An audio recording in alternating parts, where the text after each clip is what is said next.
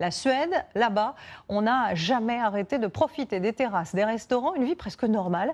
Bonsoir Samira. Bonsoir Anne-Claire. Alors Info ou Infox, est-ce que la Suède a vraiment été plus épargnée que nous et est-ce qu'elle est en phase d'en terminer avec ce virus? C'est en tout cas ce qu'affirme l'épidémiologiste suédois qui est à l'origine de cette stratégie de non-confinement. Selon lui, la Suède pourrait même parvenir à une immunité collective à Stockholm, la capitale, en quelques semaines.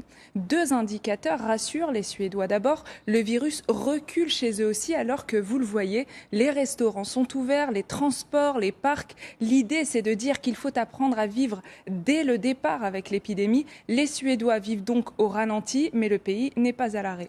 Deuxième indicateur positif, les hôpitaux n'ont pas été débordés et ça, c'est ce que tout le monde redoutait. Mais attention, il est beaucoup trop tôt pour crier victoire. Rien n'est joué, le nombre de cas diminue très lentement en Suède et l'évolution est incertaine. Le pays compte encore 24 000 malades à ce jour. Son bilan est de 3 040 morts. En proportion, c'est moins qu'en France, mais c'est plus que chez les voisins qui, eux, ont décidé de confiner. 217 morts en Norvège, 514 au Danemark. Alors Samira, on ne peut pas s'empêcher de se comparer avec la Suède.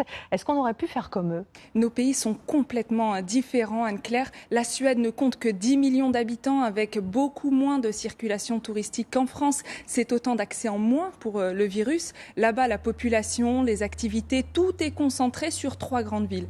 Et surtout, la Suède a une toute autre approche. Le pays s'appuie sur les responsabilités individuelles. Les obligations sont rares, le masque n'est pas obligatoire, mais il est porté. La distance physique est respectée. Un exemple très évocateur, la circulation est autorisée et pourtant, pendant les fêtes de Pâques, le trafic routier a chuté de 90% sans aucune obligation. Merci beaucoup Samira pour cette démonstration.